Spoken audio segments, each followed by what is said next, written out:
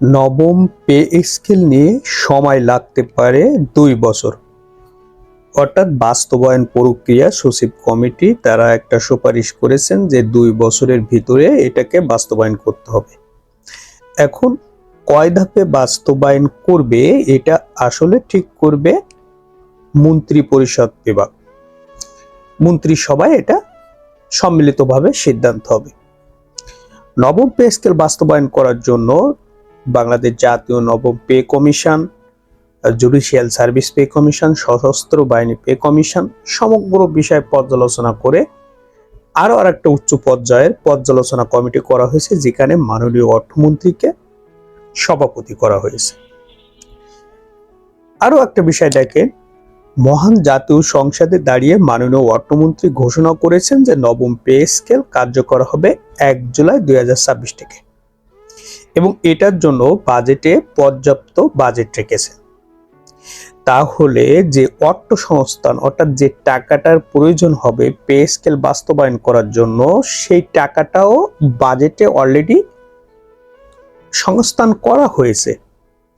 এই বাজেটে সংস্থান করতে হবে আরো একটা কারণ আছে, সেটা হলো বিগত অন্তর্বর্তী সরকার যখন পে কমিশনের একটা রিপোর্ট এই সরকারের হাতে তুলে দেন, তখন তারা একটা নির্দিষ্ট পরিমাণ অর্থ অর্থাৎ প্রায় 40,000 কোটি টাকা এই সরকারের হাতে তুলে দেন এটাকে বাস্তবায়ন করার জন্য, যেহেতু তারা এই কার্যক্রমটা শুরু করেছিলেন। সেক্ষেত্রে এই সরকার অর্থাৎ বর্তমান বিএনপি সরকার ক্ষমতা নেওয়ার সাথে সাথে তাদের অর্থের প্রয়োজন হয় এবং ওই অর্থটাকে তারা খরচ করে ফেলায় ফ্যামিলি কার্ড, ব্যাংক ঋণের ভর্তুকি, সার ক্রয়, এরকম বিভিন্ন খাতে সরকার সেটাকে খরচ করে ফেলায়। এখন প্রশ্ন হলো, যদি জুলাইয়ের 1 তারিখ থেকে অর্থাৎ 2026 সালের জুলাইয়ের 1 তারিখ থেকে এটা কার্যকর ধরা হয়, যেটার এখনো পর্যন্ত প্রজ্ঞাপন বা আপনার যেটা বলেন পে স্কেলের যে প্রজ্ঞাপনটা জারি, সেই জারিটা এখনো করা হয় না। এদিকে কর্মচারীরা এই বিভিন্ন কমিটির অজুহাতে যে সময় ক্ষেপণ হচ্ছে বা বিভিন্ন তালবাহানা হচ্ছে বা একটা নির্দিষ্ট কোনো পক্ষের কাছ থেকে বা নির্দিষ্ট কোনো ব্যক্তির কাছ থেকে তার সদুত্তর পাচ্ছে না, তখন তারা কিন্তু আরো হতাশা হয়ে যাচ্ছে, তারা বিক্ষিপ্ত হয়ে যাচ্ছে, তারা মানে তাদের দেওয়ালে এক প্রকার দেওয়ালে পিঠ ঠেকে গেছে।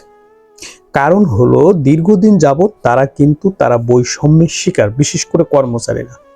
দ্রব্যমূল্যের ঊর্ধ্বগতি আর মুদ্রাস্ফীতি আর বর্তমান বাজার ব্যবস্থার সাথে তাদেরকে যে টাকা বা যে অর্থ বেতন দেওয়া হয়, আসলে এই বেতনে একটা কর্মচারী জীবন নির্বাহ করা একেবারে কষ্টকর। যদি প্রয়োজনীয় অর্থ সংস্থান থাকে তাহলে ধাপে ধাপে বাস্তবায়ন করা হয়, যেটা বাস্তবায়ন প্রক্রিয়া সেটা শেষ হবে 2028 সালের জানুয়ারিতে সচিব কমিটির ভাষ্য মতে। তো তাহলে এই প্রজ্ঞাপন জারি করতে সমস্যা কোথায়? যদি জুলাইয়ের 1 তারিখ থেকে সেটা বাস্তবায়ন করা হয়, অক্টোবরের আগেই আমরা আশা করি যে পে স্কেলের বেতন কর্মচারীরা পাবেন, কর্মকর্তারা পাবেন।